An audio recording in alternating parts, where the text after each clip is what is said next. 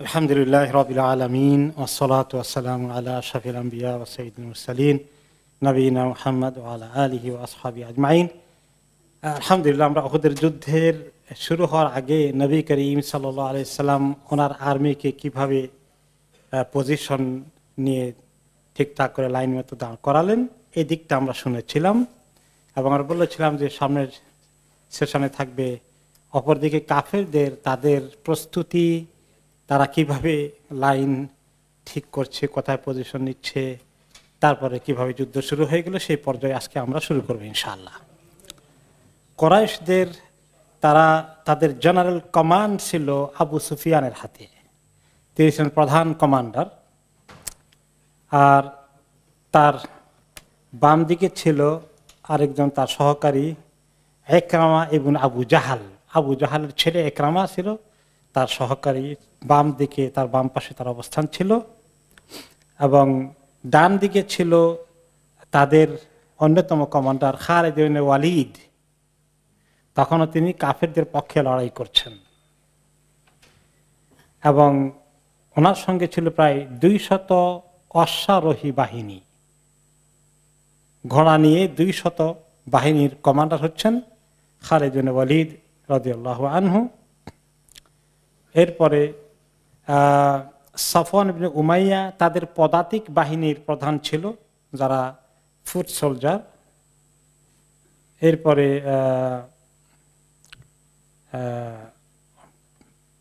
আরো 100 ছিল যারা তীরন্দাজ, তাদের দায়িত্বে ছিল আব্দুল্লাহ ইবনে আবি রাবিয়া। আর তাদের প্রধান পতাকা, মেইন ফ্ল্যাগ ক্যারিয়ার যে ছিল, তার নাম ছিল তলহা ইবনে আবি তলহা। বনি আব্দুদ্দার কবিলার কোরাইশদের একটি বংশ হচ্ছে বনু আব্দুদ্দার, যেভাবে বনি হাশেম আছে, বনি উমাইয়া আছে, কোরাইশ বংশের উপবংশ হিসাবে আরেকটা হলো বনি আব্দুদ্দার। সেই কবিলার লিডার তলহার হাতে ছিল কাফেরদের বাহিনীর প্রধান পতাকা, মেইন ফ্ল্যাগ। কোরাইশদের মধ্যে তারা সলা পরামর্শ করে তাদের কিছু দায়িত্ব ভাগ করে নিয়েছিল তারা মক্কার সমাজ পরিচালনা করার জন্য। যদিও মক্কা তখন একটা রাষ্ট্র হিসাবে স্বীকৃত নয়, কিন্তু একটা রাষ্ট্রের মতেই তাদের অনেকগুলো কার্যক্রম ছিল। তার মধ্যে অন্যতম তাদের সিস্টেম ছিল যে কোনো জায়গায় যুদ্ধ হয়ে গেলে যুদ্ধের পতাকা যাদের যে কবিলার হাতে থাকবে তাদের সেটা হচ্ছে বনু আব্দুদ্দার। সবসময় তারা এই কবিলা এই ফ্ল্যাগ ক্যারি করে।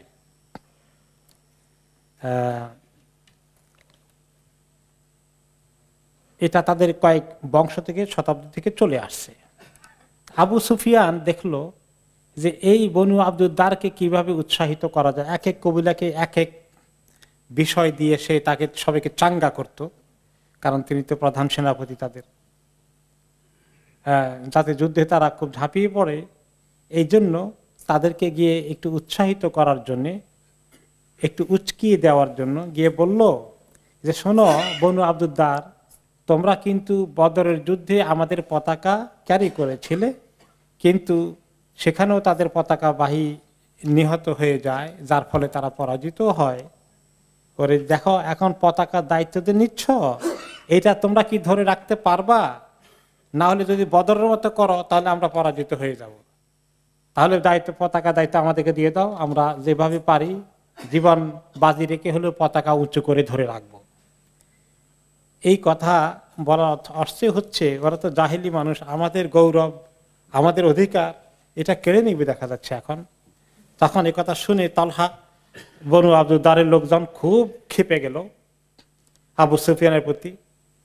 বললো যে দেখো, তো আমরা কখন এই পতাকা কারো হাতে দেব না, কালকে তোমরা দেখতে পাবে এই পতাকা রক্ষা করার জন্য আমরা কিভাবে জীবন বাজি রেখে যুদ্ধ করছি, তুমি দেখবা।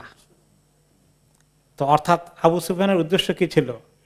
তাদের কবিলাকে খুব করে খেপিয়ে একদম লড়াইয়ের মধ্যে ভালো করে ঢুকিয়ে দেওয়া। এইগুলো একটা। 2 নম্বর হলো তাদের বাহিনীতে, কাফেরদের বাহিনীতে যুদ্ধ শুরু হওয়ার আগে তারা চেষ্টা করলো যে মুসলমানদের তো বিভিন্ন আনসার গোষ্ঠী আসছে, মুহাজির গোষ্ঠী আছে, আবার আনসারদের মধ্যে খাজরাজ আছে, আওস আছে, তাদের মধ্যে কিছু একটা গন্ডগোল লাগিয়ে দিয়ে একটু অনৈক্য সৃষ্টি করা যায় কিনা এরকম চেষ্টা করলো। তো আবু সুফিয়ান আনসারদের কাছে চিঠি লিখলো বা একজন লোককে পাঠিয়ে খবর দিল। খবরের উদ্দেশ্য হচ্ছে, ইয়া মাশারাল আওস অল খাজরাজ, মদিনার প্রধান যারা মেইন জনগোষ্ঠী আনসার, এদের মধ্যে আওস এবং খাজরাজ, তোমরা এক কাজ করো, তোমাদের সঙ্গে তো আমাদের কোনো যুদ্ধ নেই, যুগ যুগ ধরে তোমাদের সঙ্গে আমাদের শান্তিপূর্ণ অবস্থান আছে, আমরা তোমাদের সঙ্গে যুদ্ধ করতে আসিনি, শুধুমাত্র এই যে কিছু মুসলিম মুহাজির মুহাম্মাদের নেতৃত্বে জমা হয়ে তোমাদেরকে যুদ্ধের দিকে নামিয়ে দিয়েছে, ওদেরকে আমরা সাহায্য করি, তোমাদের সঙ্গে আমাদের কোনো শত্রুতা নাই, এই দেখেন কিছু দুর্বল করে দেওয়া যায় কিনা, এই ফন্দি করলো। কিন্তু আলহামদুলিল্লাহ তারা কি এই কথা সাড়া দিয়েছেন? কখনো দেননি। এরপরে দেখা গেল যে আরেকটি চক্রান্ত তারা করলো। আবু আমের নামে একটি লোক, তার আসল নাম হচ্ছে আব্দু আমর ইবনে সাইফি, সে তার নাম ছিল আবু আমর আর রাহেব হিসাবে পরিচিত ছিল। রাহেব অর্থ কি? রাহেব অর্থ হলো যে দিনদার, দুনিয়াদার না।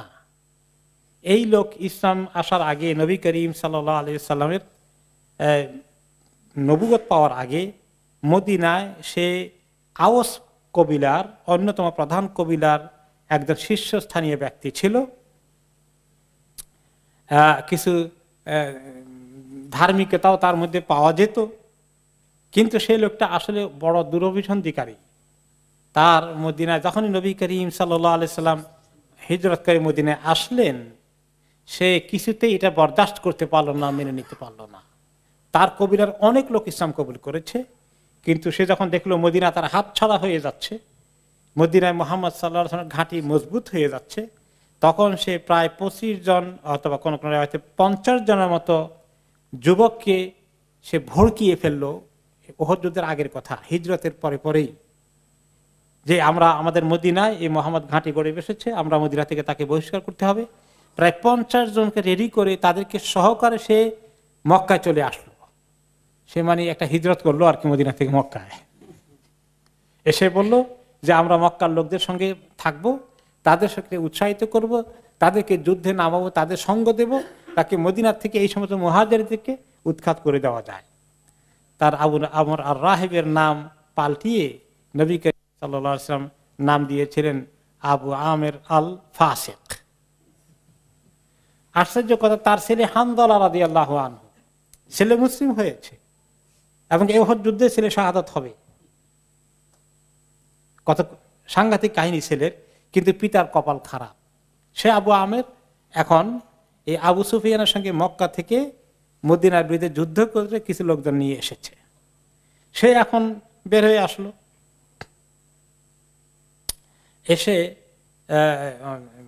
তাদেরকে ওহদের যুদ্ধের সময় কিছু ফন্দি করলো কি, সে তো মদিনার এই আশেপাশের জায়গাগুলো ভালো করে চিনে, তার মাথায় দুষ্টামি আসলো যে কাফেরদের অবস্থান যেখানে হয়েছে তার মোকাবেলায় মুসলমানদের অবস্থান যেখানে হতে পারে, তখন ওনারা এসে পৌঁছেননি, সে কোন জায়গায় তারা অবস্থান নিবে কিছু ধারণা করে ওই জায়গায় এখানে সেখানে কিছু গর্ত খুঁড়ে ফেললো। খোলা ময়দানে যুদ্ধ তো হবে, খোলা ময়দানে, তো ওনাদের সাইডে কিছু গর্ত খুঁড়ে ফেললো যেখানে মুসলমানরা আসতে পারেন, পরে লোকেশন নেবেন, এখানে সেখানে কিছু গর্ত খুঁড়লো। এই গর্ত খোঁড়াটা কিন্তু সে চিন্তা কি উদ্দেশ্য করেছে বলেন তো? ওনারা দোয়াদুই করবে যুদ্ধের সময়, তখন চট করে পড়ে যাবেন। এবং ঠিকই দেখা গেল যে তার গর্তে কিছু মুসলমান পড়ে গেলেন, স্বয়ং রাসূলুল্লাহ সাল্লাল্লাহু আলাইহি ওয়াসাল্লাম একটা গর্তে পড়ে গেছিলেন এবং যার ফলে উনি সেখানে আহত হয়ে গিয়েছিলেন। তো এই ব্যক্তি গিয়ে তখন তাদেরকে বলল, আবু সুফিয়ানকে, তালহা ইবনে উবাইদুল্লাহকে বলল যে দেখো, আমি এক কাজ করি, আমি এখন যদি যাই তাদেরকে আহ্বান জানাই, আশা করি আমার সঙ্গে দ্বিমত পোষণ করবে না আমার আওস কবিরা লোকেরা, মদিনা অনেকে হয়তো সাড়া দেবে। এই কথা সবাই বলে ভালো কথা, তুমি যদি ওদের মধ্যে কিছু অনৈক্য সৃষ্টি করতে পারো, কিছু লোককে যদি নিয়ে যেতে পারো, সরিয়ে দিতে পারো তো ভালো কথা। তখন সে এসে ফ্রন্ট লাইনে এসে দাঁড়িয়ে বলল, তখনও যুদ্ধ আনুষ্ঠানিকভাবে শুরু হয়নি। আর তখন একটা তাদের তরিকা ছিল, যুদ্ধ শুরু হয়ে গেল ফরমালি হয়, হঠাৎ করে এইভাবে অ্যাটাক করে না, যুদ্ধ ঘোষণা দিয়ে শুরু হয়। যুদ্ধ ঘোষণা শুরু হওয়ার ঘোষণা দেওয়ার আগেই সে দাঁড়িয়ে বলল, ইয়া মাশারাল আওস, হে আওস জাতির লোকজন, আনা আবু আমের, তোমরা চেনো আমি হচ্ছি আবু আমের। তখন তারা বলল, লা আনা আমাল্লাহু বিকা ইয়া ফাসিক, তোমার কপালে আল্লাহ ভালো কিছু না রাখুক, এই ফাসিক লোক, কি বলতে চাও তুমি? ফাকাল লাকাদ আসাবা কওমি বাদি শার, এখন আর কি বলবে, তাদের উত্তর শুনে সে বুঝে ফেলছে। এখন ল্যাজ গোটাই আবার চলে আসলো। তারা বললো, কি ব্যাপার, তুমি না খুব দম্বের সাথে গেলা, তোমার লোক তোমার খুব কথা শুনবে। বলে যে, আরে বলো না, আমার কম থেকে চলে আসা পরে আমার কমের কপাল পুড়ে গেছে, তাদের অনেক মানে ভীমরতি ধরেছে, তাদের বিকৃতি হয়ে গেছে। এমনকি কয়েকজনে তার ছোটখাটো কিছু ঢিলও মারলো, আর এরা কয়েকজনকে পাল্টা ঢিল মারলো, ভরে শ্বাসে দেখলো যে সুবিধা নাই, তখন যে ফেরত আসলো, তার ওই কয়েকজন লোককে নিয়ে গিয়েছিল, আবার তাদের ক্যাম্পে চলে গেল। তাহলে এভাবে করে দেখা গেল তাদের কয়েকটি ছোটখাটো প্রচেষ্টা ছিল, মুসলমানদের ভিতরে ফাটল ধরানো যায় কিনা, তাদেরকে একটু নিরুৎসাহিত করা যায় কিনা, এটা ফেল করলো। এরপরে মক্কার কাফেরগণ, আপনারা শুনেছেন, তারা তাদের অনেক মহিলাদেরকে নিয়ে এসেছে। মহিলাদেরকে দিয়ে পুরুষদেরকে কিভাবে উৎসাহিত করা যাবে যুদ্ধের জন্য, তাদেরকে যুদ্ধের গান বাজিয়ে বাজিয়ে ক্যাম্পে ক্যাম্পে গিয়ে তাঁবুতে গিয়ে সবাইকে উৎসাহিত করছে। তার লিড করছিলেন এই মহিলা বাহিনীর হিন্দ বিনতে উতবাহ, সে হচ্ছে আবু সুফিয়ানের স্ত্রী। কিছু মহিলাদেরকে সাথে নিয়ে সে দফ টফ এগুলা নিয়ে, কিছু ঢোল টপকে নিয়ে গান গায় আর সবাইকে উৎসাহিত করে যুদ্ধের জন্য। এবং সেই তাদের কবিতার কিছু রেওয়ায়ত হয়েছে।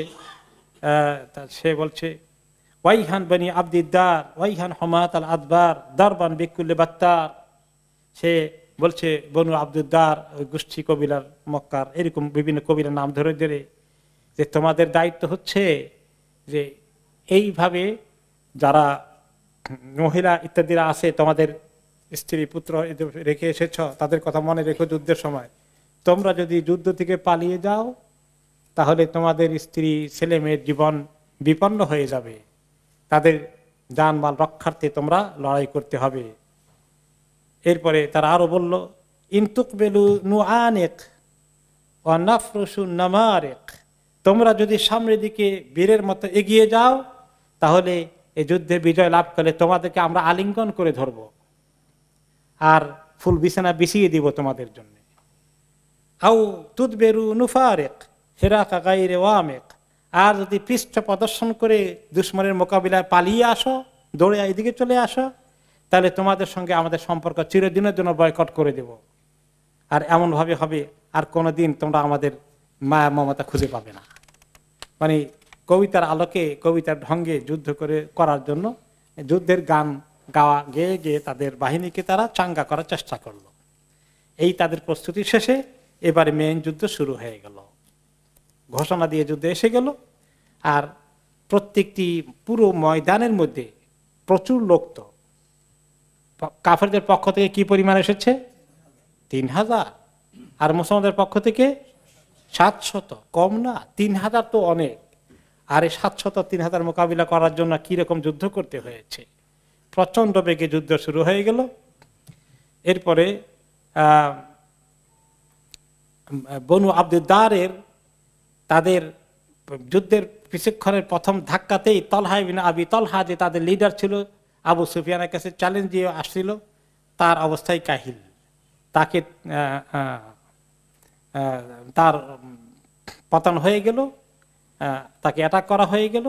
বনু আব্দুদ্দারের সে নিজে মরে গেল। এরপরে মানে তার মোকাবিলা করেছিলেন যিনি, তিনি হচ্ছেন তার প্রথমে যখন তালহা ইবনে আবু তালহা মরে গেল অ্যাটাকের শিকার হয়ে, তার ভাই আবু সাইবা ওসমান ইবনে আবি তালহা আসলো এবার ফ্ল্যাগ ধরতে, কারণ তাদের কবিলার মধ্যে ফ্ল্যাগকে ধরে রাখতে হবে, তাদের গর্ব জাতির অহংকার ধরে রাখতে হবে ফ্ল্যাগ ধরে। সে যখন তার ভাই যখন আসলো, তার ভাইকে অ্যাটাক করলেন হামজা রাদিয়াল্লাহু আনহু। বাস, ওনার তরবারির আঘাতেই সে কুপকাত হয়ে গেল, তার মৃত্যু হয়ে গেল। হ্যাঁ, এরপরে তাদের পতাকা নিয়ে ধরলো আবু সাঈদ ইবনে আবি তালহা, ওকে, তাদের আরেক ভাই সাদ ইবনে আবি ওয়াক্কাস রাদিয়াল্লাহু আনহু, তাকে তীর দিয়ে আঘাত করলে তাকেও ধরাশায়ী করে দিলেন, সেও মানে নিহত হয়ে গেল। অতঃপর কয়জন গেল? 3 জন। তারপরে 4 নম্বর আসলো মুসাফে ইবনে তলহা ইবনে আবি তলহা। এবার তলহার ছেলে আসলো, তাই শেষ হয় 3 ভাই শেষ। এবার তার ছেলে পতাকা নিয়ে আসলো, তাকে আসিম ইবনে সাবিত ইবনে আফলাহ রাদিয়াল্লাহু আনহু সাহাবী তীর নিক্ষেপ করে তাকে কতল করে দিলেন। 4 নম্বর গেল। অতঃপর তার ভাই হারিস ইবনে তলহার আরেক ছেলে হারিস আসলো, তাকেও আসিম আবার তীর নিক্ষেপ করে তাকেও কতল করে দিলেন। কয়জন গেল? 5 জন গেল। এই 2 ছেলেকে হারিয়ে তলহার স্ত্রী, এই 2 ছেলের মা সুলাফা, সেও আসছিল হিন্দ ইবনে আবু সুফিয়ানের স্ত্রী হিন্দের সঙ্গে এই গান গেয়ে সবাইকে উৎসাহিত করতে। তাদের মা বলল যে আমার 2 ছেলেকে আসেম এভাবে শেষ করে দিল, আসেমের তীরে তার 2 ছেলে গেল। বলে সে এখন মানত করলো আল্লাহকে সাক্ষী রেখে, যদি আসেমের যুদ্ধে যদি তাদের বাহিনী বিজয় লাভ করে, তাহলে আসেমের কে খুন করে তার মাথার খিলুর মধ্যে মদ ভর্তি করে সে মদ পান করে প্রতিশোধ নেবে। কি রকম জিদ নিয়ে আসে মহিলারা, দেখেন। এবার এখন এদিকে আসেম রাদিয়াল্লাহু আনহু যুদ্ধে আসার আগে আল্লাহর কাছে তিনি এমন দোয়া করেন যে আল্লাহ, এরা যুদ্ধের পরে যদি কেউ আমার গায়ে হাত দেয়, আমাকে আমার চেহারা বিকৃত করে, আমাকে নিয়ে তারা যদি কোনো ধরনের অন্যায় আচরণ করে, কোন মুশরিকের হাত যেন আমাকে টাচ না করতে পারে, আল্লাহর কাছে তিনি ওয়াদা করে এসেছেন। এরপরে 5 জনের পরে কেলাব ইবনে তলহা, তলহার আরেক ছেলে ছিল কেলাব, সে এবার হাতে নিল, তাকেও কতল করে দিলেন জুবাইর ইবনে আওয়াম রাদিয়াল্লাহু আনহু। কয় নম্বর গেল? 6 নম্বর। তার মধ্যে এই তলহার ছেলেই হলো 4 জন, আর তলহা সহ বাকি তার 2 ভাই, এভাবে করে 6 জন 7 জন গেল। এইভাবে তারা একের পর এক শেষ হয়ে গেল। তলহার গোষ্ঠী শেষ। এরপরে বনু আব্দুদ্দারের অন্যরা এসে পতাকা হাতে নিল।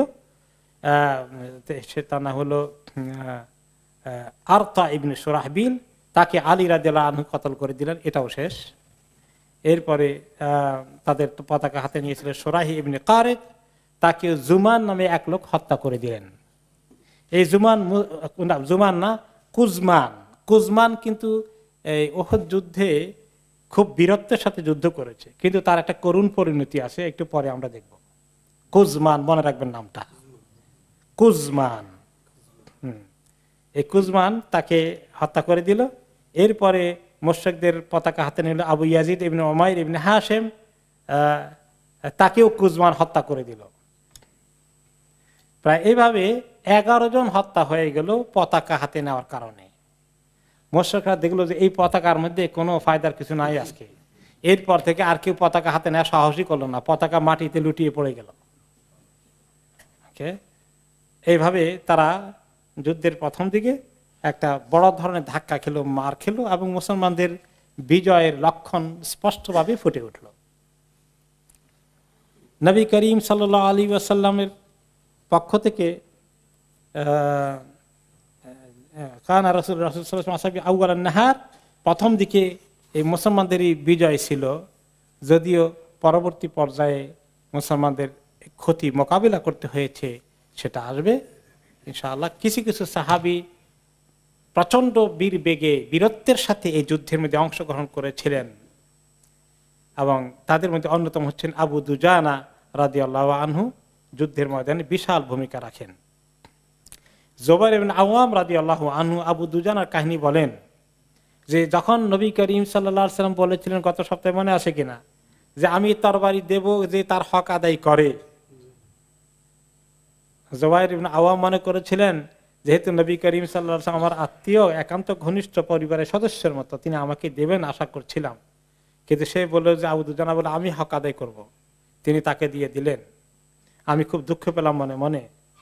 তো কুলতু আনা ইবনু সাফিয়া আম্মাতিহি, আমি ওনার ফুফুর ছেলে, ওনার ফুফাতো ভাই, কোরাইশ বংশের। আমি চেয়েছিলাম, তিনি আমাকে দিলেন না, তাকে দিলেন।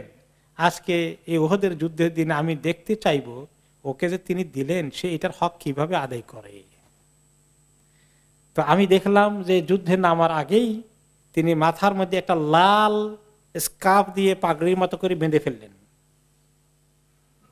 এবং আনসার এই সাহাবীরা তাকে চিনতেন। আবু দুজানা খুব বীর মানুষ, আর কোন যুদ্ধে তিনি যদি মাথায় লাল পাগড়ি বাঁধেন তার অর্থই হচ্ছে আজকে তিনি প্রচন্ড প্রস্তুতি নিয়ে এসেছেন, রক্তপাতের নদী বহিয়ে দিবেন, কোনো পরোয়া করবে না তিনি। আজকে তার সামনে সহজে কেউ টিকতে পারে না, এইরকম অবস্থায় তিনি আসলেন।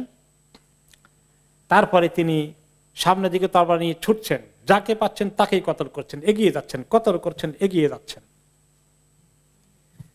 সামনে তখন জুবাইর ইবনে আওয়াম বলেন যে একটি লোক কাফেরদের মধ্যে ছিল, তার কাজ ছিল মেইনলি যে সমস্ত মুসলিম বাহিনীর সদস্যরা, এভাবে তো সামনাসামনি মোকাবিলা হচ্ছে, যারা আহত হয়ে পড়ে যাচ্ছে, এগুলা কোনটা কোনটা এখনো মরে নাই মুসলিম বাহিনীর, এগুলাকে হত্যা করে দেখে দাঁড়িয়ে দাঁড়িয়ে একটা লোক খুঁজে খুঁজে এই দুষ্ট লোকটাকে তিনি দেখলেন যে এই লোকটা খুবই দুষ্ট।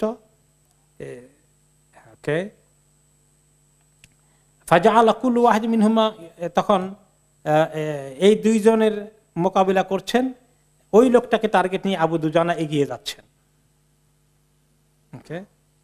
তো সাহাবী জুবাইর ইবনে আওয়াম বলেন, আমি মনে মনে তামান্না করেছিলাম যে আমার সঙ্গে যদি ওই দুষ্ট লোকটা দেখা হয়ে যেতে পারে, তার সামনে যেতে পারি, আমি তাকে ধরাশায়ী করব। যাই হোক, কিন্তু আবু দুজানা সামনে চলে গেলেন, গিয়ে ওই লোকটাকে অ্যাটাক করার চেষ্টা করলেন, আর ওই লোকটা আবু দুজানাকে অ্যাটাক করলো। তারপরে শেষ পর্যন্ত আবু দুজানা তাকে শেষ করে দিলেন। আলহামদুলিল্লাহ, দুশমনটা গেল। এরপরে আবু দুজানা এরপরে আরো সামনের দিকে কাফেরদের বুহ ভেদ করে তাদের একদম ভিতরে ঢুকে গেলেন। এরপরে যেতে যেতে হত্যা করে করে পাহাড়ের একদম তাদের যেখান থেকে তারা উঠেছিল, পাহাড়ের উপরে মহিলাদেরকে রেখে নিচে তারা নেমেছিল, তিনি এগুলাকে কতল করে পাহাড়ের উপরে উঠলেন। উঠে তিনি দেখলেন যে একজন লোক সবাইকে প্রচন্ড বেগে উৎসাহিত করছে পাহাড়ের উপরে থেকে থেকে। তিনি দৌড়ে তার কাছে গেলেন, গিয়ে সেই লোকটিকে হত্যা করার জন্য তরবারি এমনিকে ধরে আবার টান দিলেন, তাকে হত্যা করলেন না। তো জুবাইর বললেন যে আমি এই দৃশ্য দেখলাম, কারণ জুবাইর তাকে ওয়াচ করতেছেন তিনি কি করেন আজকে, তরবারি হক কিভাবে আদায় করেন। যুদ্ধ যখন থেমে গেল, আবু দুজানাকে আমি জিজ্ঞেস করলাম যে তোমার তো আজকে অনেক বীরত্বের কাহিনী আমি নিজ চোখে দেখলাম, আল্লাহ তাআলা কবুল করুন, কিন্তু ওই যে পাহাড়ের উপরে গিয়ে ওই লোকটাকে তুমি আঘাত করতে গিয়ে আবার পিছপা হয়ে গেল, ঘটনা কি? তাকে তুমি কেন ছেড়ে দিলে? আবু দুজানা বললেন যে আমি দেখলাম একজন লোক ওখানে দাঁড়িয়ে সবাইকে এমন ভাবে উৎসাহিত করছে, তাকে টার্গেট নিয়ে গেলাম, যে তরবারি উঠালাম, কিন্তু যখনই তরবারি উঠেছি সে তখন ওই যে আরবতে ওয়ালওয়ালা করে, লুলুলুল করে চিৎকার করে, একরকম মহিলারা কিছু করে তো এরকম, এইরকম করে চিৎকার করে, তার গলার আওয়াজ দেখে বোঝা হয়তো মহিলা, পুরুষ না। হ্যাঁ, তখন আমি আকরাম সাইফা রাসূলুল্লাহ সাল্লাল্লাহু আলাইহি ওয়াসাল্লাম আন আদরাবা বিহি ইমরাতান, আমি নবী করিম সাল্লাল্লাহু আলাইহি ওয়াসাল্লাম তরবারির সম্মান রক্ষা করলাম, এই তরবারি কোনো মহিলা গায়ে যেন আঘাত না করে। জেনারেলি নবী করিম সাল্লাল্লাহু আলাইহি ওয়াসাল্লাম নসিহত করতেন যুদ্ধের ময়দানে কি করতে হবে, যারা বুড়ো একেবারে এবং যারা সরাসরি যুদ্ধে লিপ্ত নয়, মহিলা, তাদেরকে তোমরা মেরে ফেলো না, আঘাত করো না। আর নবী করিম সাল্লাল্লাহু আলাইহি ওয়াসাল্লাম তরবারির একটা শান আছে, মহিলার মতন দুর্বল জাতিকে এই তরবারি আঘাত করতে পারে না, তখন এই জন্য আমি তাকে আঘাত করিনি। আবু দুজানার হাতে বহু কাফের সেদিন ধরাশায়ী হয়েছিল। এরপরে জাবের রাদিয়াল্লাহু তাআলা আনহুর পিতা আব্দুল্লাহ ইবনে হারাম রাদিয়াল্লাহু আনহু শাহাদাত অর্জন করেন। শাহাদাতের আগে তিনি যথেষ্ট বীরত্বের সাথে লড়াই করেছেন। বুখারী এবং মুসলিমের হাদিসে এসেছে জাবের রাদিয়াল্লাহু আনহু উহুদের দিন ওনার যখন শহীদ হয়ে গেলেন, ওনার লাশকে নিয়ে আসা হলো। শরীরটা জাবের, ওনার ছেলে জাবের বলেন যে আমার আব্বার আব্দুল্লাহ কে যখন তিনি জাবেরের পিতা আব্দুল্লাহ, যে আমার আব্বাকে যখন নিয়ে আসা হলো, রাস্তা ঢাকা ছিল এবং ওনার চেহারাকে তারা এত ক্ষত বিক্ষত করেছে, এই জন্য অন্যান্য সাহাবীদের শহীদের লাশ খোলা থাকলেও ওনার চেহারাকে ঢেকে রাখা হয়েছিল। তো কেউ ওনার চেহারা খোলেন নাই, নবী করিম সাল্লাল্লাহু আলাইহি সাল্লাম ঢেকে রাখতে বলেছেন। আমি চেয়েছিলাম যে আমার পিতার চেহারাটা একটু দেখি, মুখটা আমি কাপড় থেকে সরিয়ে নিয়ে আসি। আমার লোকজন নিষেধ করলো যে খবরদার এটা করো না। আবার আমি খুলতে চাইলাম, একটু দেখি আবার চেহারা। তারপর লোকেরা আমাকে থামিয়ে দিল। অতঃপর নবী করিম সাল্লাল্লাহু আলাইহি ওয়াসাল্লাম আসলেন আমার আব্বা আব্দুল্লাহ ইবনে হারামের লাশ দেখতে, এবং তিনি বললেন যে চেহারাটা একটু খোলা হলো। এরপরে ওনার পরিবারের কেউ, কোনো মহিলা সদস্য এখানে আসছিলেন, তিনি একটু জোরে কান্না করে উঠলেন তার প্রিয়জনের লাশের এই অবস্থা দেখে। নবী করিম সাল্লাল্লাহু আলাইহি ওয়াসাল্লাম বললেন, মান হাদিহি, কে কান্নাকাটি করলো? ফাকালু বিনতু আমর আও উখতু আমর, যে আমরের মেয়ে অথবা আমরের বোন, অর্থাৎ এই যে আব্দুল্লাহ যিনি, ওনার আইদার বোন অথবা ওনার ফুফু। রেওয়ায়েত, দুইটা রেওয়ায়েত আসছে যে বোন বা ফুফু তার এই মৃত্যু দেখে খুব জোরে একটু কান্না করলেন, কষ্ট সহ্য করতে পারলেন না। তখন বলা হলো কে? বলা হলো যে আমরের মেয়ে অথবা কোনো কোনো রেওয়ায়েতে আমরের বোন। তখন নবী করিম সাল্লাল্লাহু আলাইহি ওয়াসাল্লাম বললেন, লিমা তাবকি, কেন সে কাঁদে কেন এই প্রিয়জনকে হারিয়ে? ফামা যালাতিল মালাইকাতু তুযিল্লুহু বিআজনিহাতিহা হাত্তা রুফিআ, ফেরেশতাগণ তার লাশকে এভাবে পাহারা দিচ্ছে, ছায়া দিচ্ছে, যতক্ষণ পর্যন্ত সেখানে ময়দান থেকে নিয়ে না আসা হয়েছে ততক্ষণ পর্যন্ত লাশটাকে পাহারা দিচ্ছিল আল্লাহর ফেরেশতা বাহিনী, ছায়া দিয়ে রেখেছিল। এবং জাবের রাদিয়াল্লাহু আনহুর ছেলে বলেন যে আমি স্বপ্নে দেখলাম, আমি নবী করিম সাল্লাল্লাহু আলাইহি ওয়াসাল্লামকে আমার যখন দেখা হলো, আমি বললাম, তিনি আমাকে বললেন, ইয়া জাবের মালি আরাকা মুনকাসিরান, পিতার শোকে পরবর্তী পর্যায়ে মদিনায় আমি যখন একটু কষ্টে আছি, একদিন তিনি আমার চেহারা দিকে তাকিয়ে বললেন যে জাবের, আমি তোমাকে এত কষ্টে নিপতিত দেখছি কেন, তোমার মনে এত কষ্ট কেন?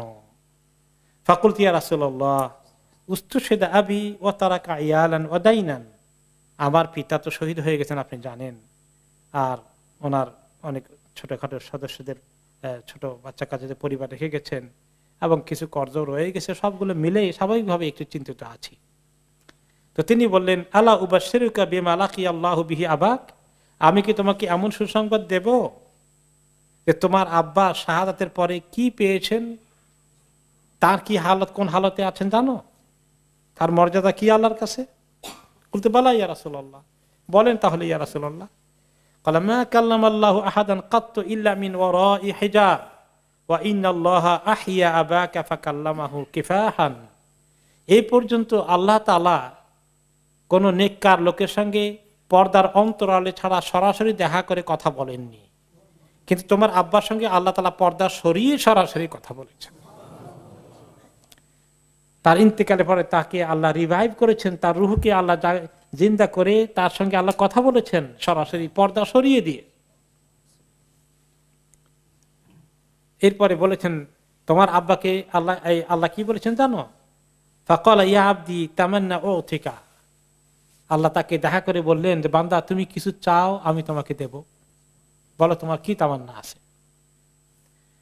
ক্বালা তুহয়িনি ফাউক্তালা কাতলাতান সানিয়াতান, তিনি আরজু করলেন আল্লাহ আমাকে আবার জীবন্ত করে দুনিয়ায় পাঠান, আমি আরেকটি বার শাহাদাত বরণ করে আসি,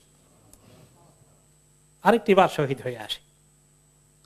আল্লাহ তাআলা বললেন, ইন্নী কাদাইতু আন্নাহুম লা ইয়ারজুন, শোনো বান্দা, ওইটা তো আমার চূড়ান্ত ফয়সালা আগেই হয়ে আছে, দুনিয়া থেকে একবার মরে গেলে কাউকে আবার দুনিয়াতে জিন্দা করে পাঠাবো না, এটা হবে না বান্দা। তারপরে কি কথা হয়েছে আল্লাহর সঙ্গে ওনার, সেটা আর রিওয়ায়াতে আসেনি। আর ওই উপলক্ষেই আল্লাহ তাআলা তখনই কোরআনের আয়াত নাজিল করে দিলেন, বাদ আউযু বিল্লাহি মিনাশ শাইতানির রাজিম, ওয়ালা তাহসাবান্নাল্লাযীনা কুতিলু ফী সাবিলিল্লাহি আমওয়াতা বাল আহইয়াউন ইনদা রাব্বিহিম ইউরযাকুন। যারা আল্লাহর রাস্তায় এভাবে শাহাদাত বরণ করে তাদেরকে তোমরা মৃত বলে দিও না, বরঞ্চ তারা জীবন্ত, তাদের রবের কাছে তারা রিজিক পাচ্ছে। আব্দুল্লাহ ইবনে হারাম, এই জাবেরের পিতা, তিনি ওসিয়ত করেছিলেন তার ছেলে জাবেরকে। হাদিসে সহিহ বুখারী হাদিসে এসেছে, যখন ওহদের যুদ্ধ শুরু হয়েছে, ওহদের যুদ্ধের আগের দিন রাত্রে, যুদ্ধের আগের রাত্রে জাবের রাদিয়াল্লাহু আনহু স্বপ্ন দেখলেন। একটা স্বপ্ন দেখে তার ছেলে জাবেরকে বললেন, ডেকে, শোনো বাবা, মা উরানি ইল্লা মাকতুলান ফি আউয়ালি মান ইউকতালু মিন আসহাবিন নবী সাল্লাল্লাহু আলাইহি সাল্লাম। আমি স্বপ্নে দেখেছি, আমার কাছে পরিষ্কার হয়ে গেছে, আমি সম্ভবত নবী করিম সাল্লাল্লাহু আলাইহি ওয়াসাল্লামের বাহিনীর পক্ষ থেকে প্রথম দিকেই শহীদ হয়ে যাব। আমাকে আল্লাহ কবুল করে ফেলবেন আমার মনে হচ্ছে। ওয়া ইন্নী লা আতরুকু বাদি আযা আলাইয়া মিনকা। তুমি জানো তো আমার সন্তানদের মধ্যে তোমার মতন প্রিয় আর কোনটি নেই। আমার সন্তানদের মধ্যে আমি তোমাকে সবচেয়ে বেশি মহব্বত করি, তুমি ভালো করেই জানো। একমাত্র নবী করিম সাল্লাল্লাহু আলাইহি ওয়াসাল্লামকে যা মহব্বত করি ও দূর নিতে পারি নাই। এছাড়া ওনার পরে তুমি আমার সবচেয়ে পছন্দের সন্তান, সবচেয়ে পছন্দের ব্যক্তি। তা আমার কিছু দাইন রয়ে গেছে, কর্জ রয়ে গেছে, তুমি চেষ্টা করো মানুষের ঋণগুলোকে শোধ করে দিতে।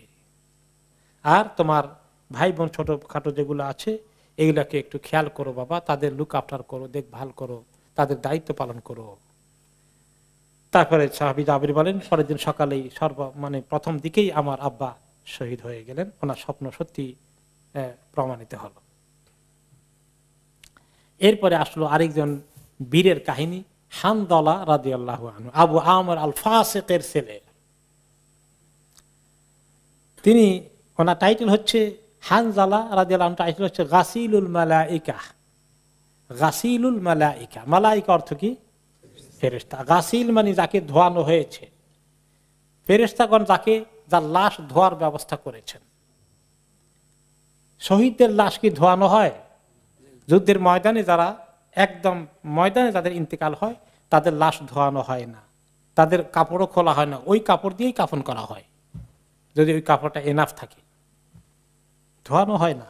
এবং তারা কিয়ামতের দিন যখন হাসরের ময়দানে উঠবেন, যে আঘাত তারা পেয়েছেন, রক্তপাত হয়েছে, সেই শরীরের জায়গা থেকে হাসরের ময়দানে উঠবেন, রক্ত পড়তে থাকবে ফোয়ারা দিয়ে, কিন্তু এই রক্ত নাপাক হবে না, রক্তের সুগন্ধ হাসরের ময়দানে ছড়িয়ে পড়বে, সুগন্ধ আসবে। তো এই জন্য তাদেরকে গোসল করানো হয় না। কিন্তু নবী করিম সাল্লাল্লাহু আলাইহি সাল্লাম এই সাহাবী হানজালার কাহিনী, যে তাকে ধোয়ানো হয়েছে, এই বিষয়ে আব্দুল্লাহ ইবনে জুবাইর রাদিয়াল্লাহু তাআলা আনহু বলেন, বা রিওয়ায়াত এসেছে যে হানজালা যেতে যেতে অনেক এগিয়ে গেছেন, বীরত্বের সাথে এগিয়ে যেতে যেতে আবু সুফিয়ান পর্যন্ত পৌঁছে গেছেন এবং টার্গেট নিয়েছেন আবু সুফিয়ানকে তিনি আঘাত করবেন। এই সময় কাফিরদের বাহিনীর আরেকজন লোক সাদ্দাদ ইবনে আসওয়াদ, সে টের পেল, সে এসে ওনাকে কতল করে দিল। হানজালা রাদিয়াল্লাহু তাআলা আনহু আবু সুফিয়ানকে কতল করার আগেই তিনি শহীদ হয়ে গেলেন। এরপরে এসেছে যখন নবী করিম সাল্লাল্লাহু আলাইহি সাল্লামের সাহাবীদের খোঁজ করা হলো, যে সবাইকে যখন ইহুদের যুদ্ধের ময়দানের পরে নিয়ে আসা হলো, নবী করিম সাল্লাল্লাহু আলাইহি সাল্লাম বললেন, যেটা সাহাবীরা কেউ জানতে পারেননি, ইন্না সাহিবাকুম হানজালা তুগাসসিলুল মালাইকা ফাসালু সাহিবাতাহু। কি ব্যাপার? আমি দেখতে পেলাম ফেরেশতাগণ এসে তোমাদের সাথী ভাই হানজালাকে গোসল দেওয়াচ্ছেন উহুদের ময়দানে। ঘটনা কি? তার পরিবারকে জিজ্ঞেস করে আসে। তো তখন বলেন যে তার স্ত্রী জবাব দিলেন, খারাজা ওয়াহুয়া জুনুবুন লাম্মা সামিআল হাইয়া, ইয়া রাসূলুল্লাহ, উহুদ যুদ্ধের ময়দানের যুদ্ধের খবর যখন পেল, আর খবর এসেছিল এমন যে হয়তো নবী করিম সাল্লাল্লাহু আলাইহি ওয়াসাল্লাম ইন্তেকাল হয়ে গেছেন কিনা, এই খবরটা পেয়ে সে এমন ভাবে জোর দিয়েছিল যে সে ফরজ গোসল করতে পারেনি, সেটা না করেই দৌড় দিয়েছে যুদ্ধের ময়দানে তরবারি নিয়ে। নবী করিম সাল্লাল্লাহু আলাইহি সাল্লাম তখনই বলেন, ফাযাকা কাদ গাসসালাতুল মালায়েকা, এই জন্যই তো ফেরেশতাগণ তাকে ফরজ গোসল দেওয়ার কাজটা করে দিয়েছেন। এরপরে আমর ইবনে জামুহ রাদিয়াল্লাহু আনহু আরেকজন সাহাবী, তিনি ছিলেন আসলে একটু খোঁড়া, মানে যেটাকে বলেন সাধারণ বাংলায় ন্যাংরা প্রকৃতির লোক। বেশ ওনার পা নিয়ে তিনি কষ্ট করে হাঁটতেন। ওনার 4 জন যুবক ছিল। সবাই এই 4 জন যুবকই বড় মুজাহিদ, নবী করিম সাল্লাল্লাহু আলাইহি ওয়াসাল্লামের সঙ্গে সব যুদ্ধে অংশগ্রহণ করেছে। ওহদের যুদ্ধে 4 ভাই বললেন, বাবা আপনি এই খোঁড়া পা নিয়ে যুদ্ধে যাওয়ার দরকার নেই, এটা যথেষ্ট ওজর আছে, আমরা 4 ছেলে আপনার পক্ষ থেকে যুদ্ধ করছি, আর আপনি কেন যাবেন? তো তারা এসে নবী করিম সাল্লাল্লাহু আলাইহি ওয়াসাল্লামকে বললেন যে আমার আব্বাকে অব্যাহতি দিয়ে দেন, আমরা তো 4 জন আছি। তো নবী করিম সাল্লাল্লাহু আলাইহি ওয়াসাল্লাম ওনাকে অব্যাহতি দিয়ে দিলেন, থাক ওনার দরকার নাই, তোমরা 4 জন আসলে চলবে। তা আমর ইবনে জামুহ নবী করিম সাল্লাল্লাহু আলাইহি ওয়াসাল্লাম কাছে এসে বললেন, তা ওনার মনে বুঝতেছে না, ইয়া রাসূলুল্লাহ আরাআইতা ইন কাতালতু ফি সাবিলিল্লাহ হাত্তা উকতালা আমশি বিরাজলি হাদিহি সহিহাতান ফিল জান্নাহ। ইয়া রাসূলুল্লাহ, আমি যদি মনের আরজু আছে যুদ্ধে এসে জয়েন করে আপনি পারমিশন দিলে, আমি যদি শাহাদাত অর্জন করি, তাহলে আমার পা কি আল্লাহ আখিরাতে ঠিক করে দিবেন জান্নাতে যাওয়ার জন্য? নবী করিম সাল্লাল্লাহু আলাইহি ওয়াসাল্লাম বললেন, অবশ্যই, তুমি তো খোঁড়া হয়ে জান্নাতে যাবে না, সুস্থ পা নিয়েই যাবে। তারপরে তিনি চলে আসলেন, ছেলেরা ওনাকে থামাতে পারলো না। নবী করিম সাল্লাল্লাহু আলাইহি ওয়াসাল্লাম তখন ওনাকে ওনার লাশকে লক্ষ্য করে বললেন, কাআন্নী আনজুরু ইলাইকা তামশি বিরিজলিকা হাদিহি সহিহাতান ফিল জান্নাহ। তিনি ওই সময় ওনাকে জবাব দিয়েছিলেন, যখন প্রশ্ন করেছিল, আমি তো দেখতে পাচ্ছি তোমার পা ঠিক হয়ে গেছে, তুমি জান্নাতে সুস্থ পা নিয়ে যাচ্ছ। এই জন্য সাহাবী চলে আসলেন, এসে বলেন, ইয়া রাসূলুল্লাহ, আবার অন্য রিওয়ায়াতে আসছে, মান কুতিলাল ইয়াউম দাখালাল জান্নাহ, আজকে যে শহীদ হিসেবে তিনি কি জান্নাতে যেতে পারবেন? তিনি বলেন, ক্বালা ওয়াল্লাযী নাফসি বিয়াদিহি লা আরজিউ ইলা আহলি হাত্তা আদখুলাল জান্নাহ। তিনি বললেন, আল্লাহর কসম, যার হাতে আমার জান রয়েছে, আমি আমার পরিবারে ফেরত যাব না আজকে জান্নাতে যাওয়ার আগে।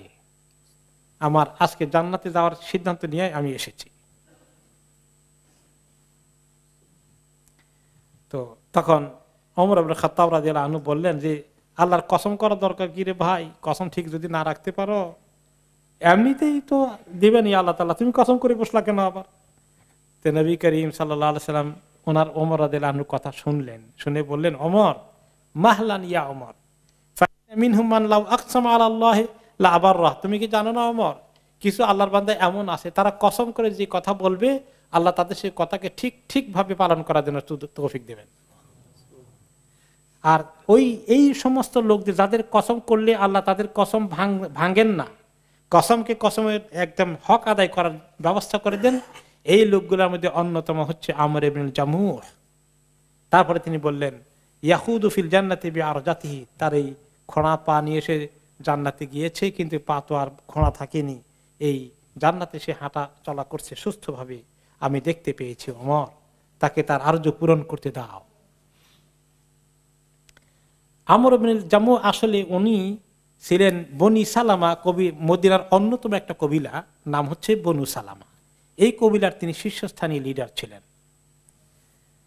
ওনার ব্যাপারে হাদিস এসেছে যে রাসূলুল্লাহ সাল্লাল্লাহু আলাইহি ওয়াসাল্লাম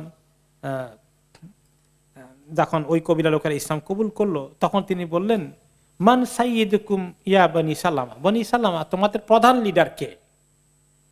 তো কেউ কেউ জবাব দিল, জাদ ইবনে কাইস, যে আমাদের লিডার তো জাদ ইবনে কাইস, আলা আন্না নুবাখিলহু, তবে লোকটাকে আমরা একটু বখিল হিসাবে, তো বখিলকে আমরা বেশি পছন্দ করি না, সেই আমাদের লিডার। আরবরা কিন্তু এমন লিডার পছন্দ করত যে লিডারটা দরাজ দিলে দেয় বেশি, দান করে বেশি। আর যে লিডাররা খালি জাতীয় সম্পত্তি আত্মসাৎ করে, তাদেরকে আরবরা না, এখনকার সমাজের লোকেরা তো পছন্দ করে না। কি মনে করেন, যে জনগণের সম্পত্তি, রাষ্ট্রীয় সম্পত্তি নিজের পকেটে ঢুকায়, তাদেরকে মানুষ পছন্দ করে? যে মানুষ দেয় বেশি, নিজেরটাও দিয়ে দেয়, এদেরকে মানুষ বেশি পছন্দ করে। লিডার হওয়া লাগবে অনেক উদার, লিডার হওয়া লাগবে বড় মনের, লিডার হওয়া লাগবে বড় হাতের, ছোট মনা এবং বখিলি কেসেমের লোক। যারা বখিল কেসেমের তারা লিডার হওয়া ঠিক না। তো নবী করিম সাল্লাল্লাহু আলাইহি ওয়াসাল্লাম তাদের কথায় একমত হলেন, না এরকম বখিল লোক তোমাদের লিডার হয়ে বসে আছে, ঠিক না। বখিলের মতো কৃপণতার মতো খারাপ রোগ আর কোনটা আছে? বাল সাইয়্যিদুকুম আমর ইবনুল জামূহ, এখন থেকে তোমাদের লিডার হয়ে যাবে আমর ইবনুল জামূহ। তিনি এই মর্যাদা পেয়েছিলেন এবং সেই লিডার হিসাবেই তিনি জোহদের ময়দানে চলে গিয়েছিলেন এবং আল্লাহ তাআলা ওনাকে সেই তৌফিক দান করেছেন। এখন আরেক লোক শহীদ হলেন, আল উসাইরেম। তার কাহিনী বড় সাংঘাতিক কাহিনী। সে জান্নাতে গেল কিন্তু এক ওয়াক্ত নামাজও জীবনে পড়ে নাই। তা আপনারা বলবেন এই বেনামাজি কেমনি গেল জান্নাতে? তার ঘটনা আছে বেনামাজি হওয়ার। ওকে, তার নাম ছিল আমর ইবনে সাবিত, কিন্তু লোকেরা তাকে চিনত আল উসাইরেম নামে। আল উসাইরেম বনি আব্দুল আশহাল আরেকটি কবিলা মদিনার। সে ইসলাম কবুল করতে রাজি হলো না, এমনকি মক্কা থেকে এসে যে দুইবার অনেক সাহাবী ইসলাম কবুল করলেন, সে করলো না। নবী করিম সাল্লাল্লাহু আলাইহি ওয়াসাল্লাম মদিনায় আসলেন, তারপরেও সে ইসলাম কবুল করলো না। এরপরে ফালাম্মা কানা ইয়ামা উহুদ, উহুদ যুদ্ধের দিন আল্লাহ তাআলা মনে হয় তার দিলের ভিতরে ইসলাম ঢেলে দিলেন। ওকে, তো এখন সে ইসলাম কবুল করেই তরবারি একটা নিয়ে নবী করিম সাল্লাল্লাহু আলাইহি ওয়াসাল্লামের বাহিনীতে যোগ দিলেন। এরপরে এমন যুদ্ধ করলেন, ওকে, দেখা গেল যে তাকে ভিতরে চলে গেছেন, দুশমনের অনেক মোকাবিলা করেছেন। দুশমনরা তাকে আঘাত করতে করতে তার শরীরের কোনো অংশ বোধহয় আঘাতের বাইরে ছিল না। যুদ্ধ তখন শেষ হয়ে গেল। বনু আব্দুল আশহাল তাদের কবিলার লোকজন কে কে আছে নিজের এলাকা নিয়ে দাফন করবে বা এরকম চিন্তা করলো, বা চীনে অন্তত দাফন করবে সেখানে। তাদের লোকগুলো তালাশ করছে। এরপরে দেখলো যে উসাইরেমকে পাওয়া যাচ্ছে, চেনাই জানা এত আঘাত আর গায়ের মধ্যে, মানে শরীরে ক্ষত বিক্ষত হয়ে গেছে। তখনও ওনার প্রাণ বেরিয়ে যায়নি, রূহ তখনও আছে। শেষ মুহূর্তে ওনার রূহ এখনো আছে। তো সবাই দৌড়ে আসলে, এই আল্লাহ ইন্না হাদাল আল উসাইরেম, এই তো উসাইরেম দেখতে পাচ্ছি। মাজা আভি, উসাইরেম কি কারণে এখানে আসলো? সে তো ইসলাম কবুল করে নাই, সে তো মুসলমানও না। লাকাদ কানা ইয়াবা আলাইনাল ইসলাম, কত চেষ্টা করলাম তাকে ইসলাম কবুল করাইতে, কবুল করেই না। এখন বলি ভাই তুমি কেমনে আসলা? তোমার এখানে তুমি তো ইসলাম কবুলই করো নাই। তখন তারা বল আহাদাবুন আলা কওমিকা আমরাগাওয়াতুন ফিল ইসলাম, আসলে ঠিক করে বলো, কি তোমার এই গোষ্ঠীর লোকেরা চলে আসে তাদের কারণে হেল্প করতে আসছো একটা জাতীয়তা চেতনা নিয়ে, জাতীয়তাবাদী চেতনা নিয়ে, নাকি তুমি ইসলামের কারণে ইসলামের দ্বারা মোটিভেটেড হয়ে আসছো? বুঝতে পারলাম না। তখন তিনি জবাব দিলেন, বাল রাগবাতান ফিল ইসলাম, আমি ইসলামের কারণেই এসেছি। আমানতু বিল্লাহি ওয়া রাসূলিহি ওয়া আসলামতু, আল্লাহ এবং তার রাসূলের প্রতি ঈমান এনেছি এবং ইসলাম কবুল করেছি। অথবা আমি সেই নিয়তেই নবী করিম সাল্লাল্লাহু আলাইহি ওয়াসাল্লামের সঙ্গে লড়াই করেছি শাহাদাত অর্জন করার উদ্দেশ্যে। হাত্তা আসাবানি মা তারাউন, তোমরা দেখতে পাচ্ছ আল্লাহ তাআলা আমাকে কবুল করছেন মনে হয়। আর কিছুক্ষণের মধ্যেই তিনি ইন্তেকাল করে ফেললেন। নবী করিম সাল্লাল্লাহু আলাইহি ওয়াসাল্লামের কাছে বলা হলো, ইয়া রাসূলুল্লাহ, দেখছেন উসাইরেমের কাহিনী, সে তো ইসলাম কবুলই করে না, কোনখান দিয়ে কবুল করলো? এসে একদম এই ময়দানে চলে আসলো এবং তার এই পাকাপোক্ত কথা আমরা শুনলাম ইন্তেকালের আগে। তখন তিনি মন্তব্য করলেন, নবী করিম সাল্লাল্লাহু আলাইহি ওয়াসাল্লাম, ইন্নাহু মিন আহলিল জান্নাহ, সে একদম নিশ্চিত জান্নাতি হয়ে যাচ্ছে।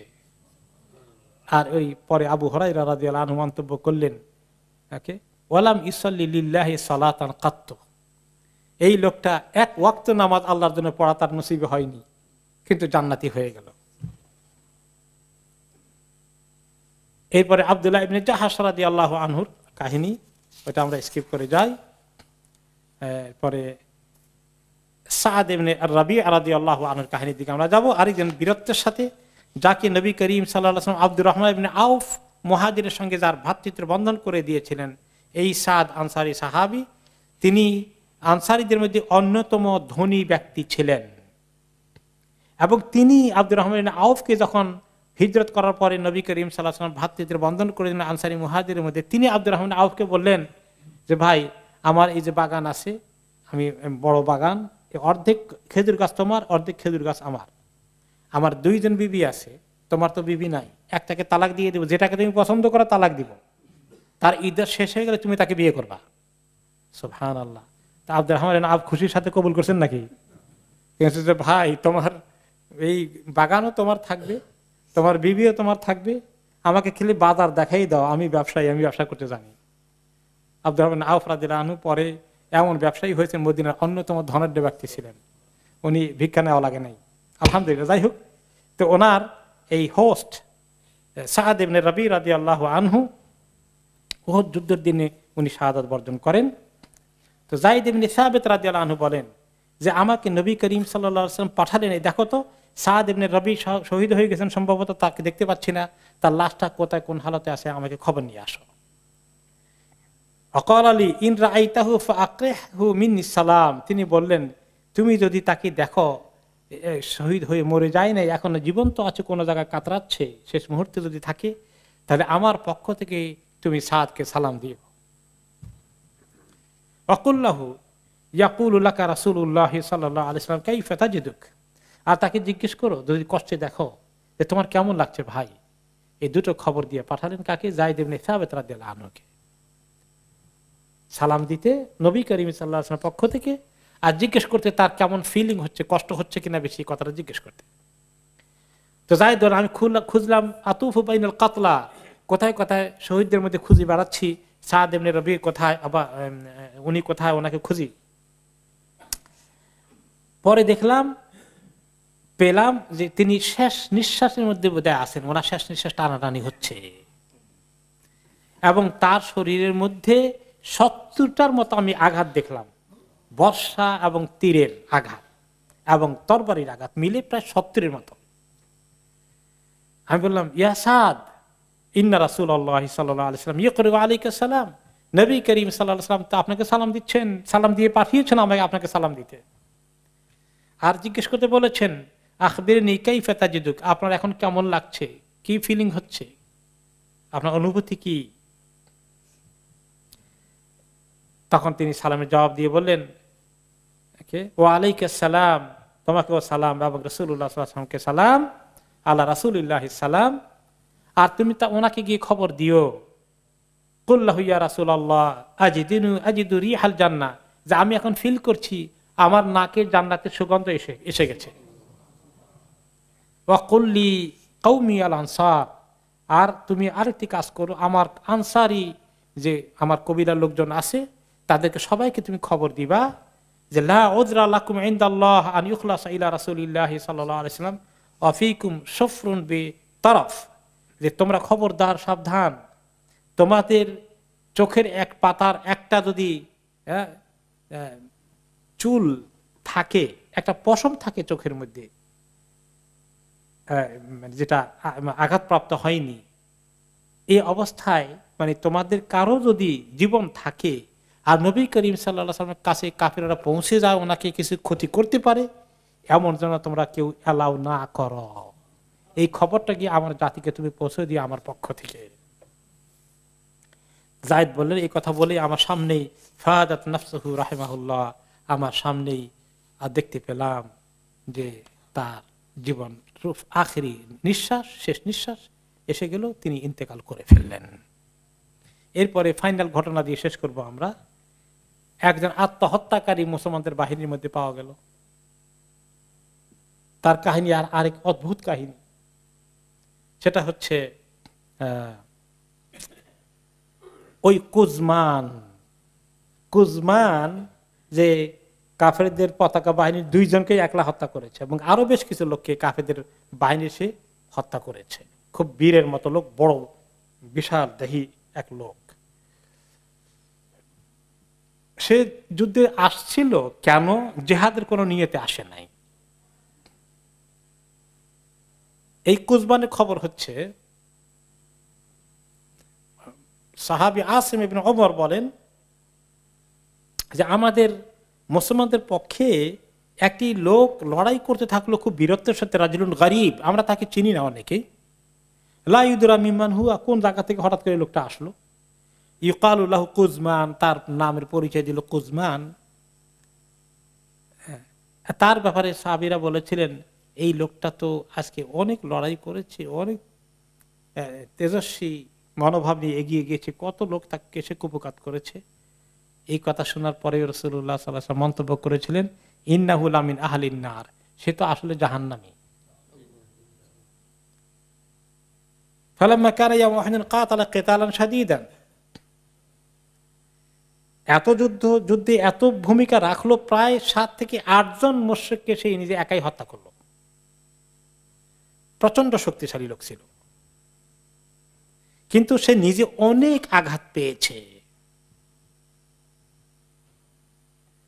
অনেক আঘাত পেয়েছে।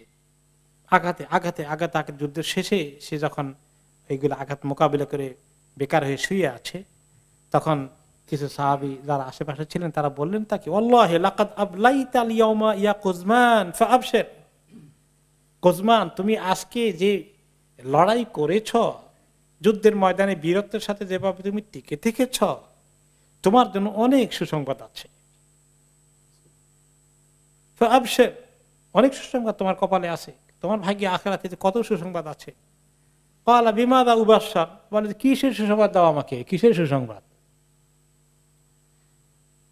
তখন সে এবার আসল কথা বলল, ক্বালা ফাআল্লাহি ইন কাতালতু ইল্লা আন আহসাবি কওমি, আমি তো আসছি আমার কওমের মদিনাবাসীদের জাস্ট একটু তাদের উপর অন্য জাতি আক্রমণ করেছে, জাতীয়তাবোধের চেতনা নিয়ে আসছিলাম,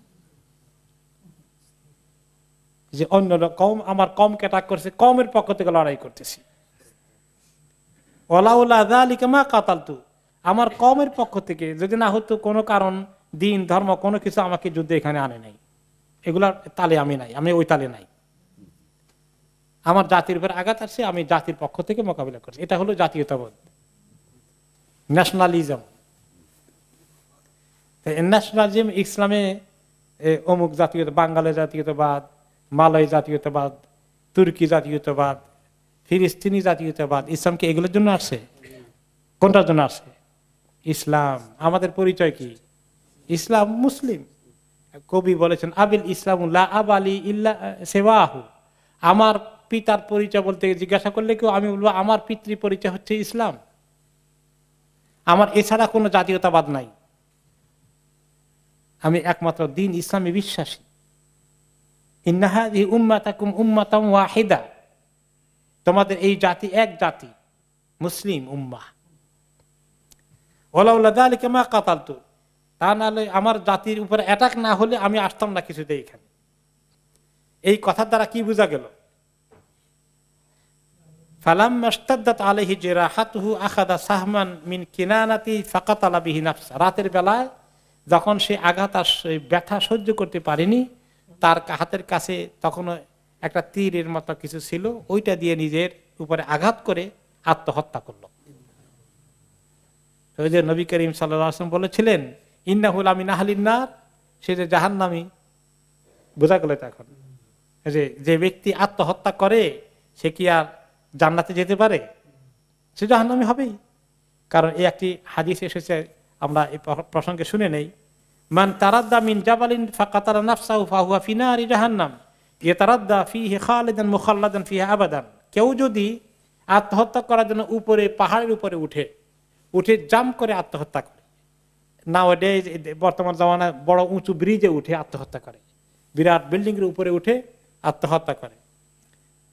এইসব দেশে কোন কোন জায়গা আছে এটা উঁচু পোল, বলা যে এটা আত্মহত্যার জন্য বিখ্যাত। ইউরোপের একটা দেশ আছে, ওই জায়গায় অনেক টুরিস্টরা যায় আত্মহত্যা করতে, টিকিট করে ওখানে যায়। তো যে ব্যক্তি এরকম উঁচু জায়গার থেকে নিজেকে জমিনে নিক্ষেপ করে আত্মহত্যা করে, কিয়ামতের দিন জাহান্নামে তার জন্য আল্লাহ তাআলা এরকম পাহাড় বানাবেন আর বলবেন তুমি বারে বারে আত্মহত্যা করতে থাকো। ওমান তাহাসসা সুম্মান ফাকাতারা নাফসাহু ফাসুমহু ফি ইয়াদিহি ইয়াতাহাসসাহু ফি নারি জাহান্নাম খালিদান মুখাল্লাদান ফিহা আবাদান, যে ব্যক্তি বিষ পান করে আত্মহত্যা করে তাকে এই জাহান্নামের মধ্যে বিষ দেওয়া হবে এবং বারে বারে সে বিষ খাবে আর আত্মহত্যা করবে আর এই ব্যথা পেতে থাকবে জাহান্নামের মধ্যে। ওমান কাতালা নাফসাহু বিহাদিদাতিন ফাহাদিদাতু ফি ইয়াদিহি ইয়াদাউ বিহা ফি বাতনিহি ফি নারি জাহান্নাম খালিদিন মুখাল্লাদান ফিহা আবাদান, যে ব্যক্তি কোনো ধারালো অস্ত্র দিয়ে নিজেকে আত্মহত্যা করে, সেই অস্ত্র তার হাতে তুলে দেওয়া হবে জাহান্নামের মধ্যে, বারে বারে সে নিজেকে এই অস্ত্র দিয়ে আঘাত করবে এবং সেটা এভাবে তাকে আত্মহত্যা করতে হবে। তো এইভাবে আত্মহত্যার খবরগুলো আসলো। এরপরে আমরা আরো কিছু সাহাবীর বীরত্বের কাহিনী শুনবো। ওহদ যুদ্ধের কাহিনী চলছে, কিন্তু যুদ্ধের আরো কতগুলো চ্যাপ্টার আছে সেগুলো আমরা শুনবো পরে, আজকে আর আগানো গেল না।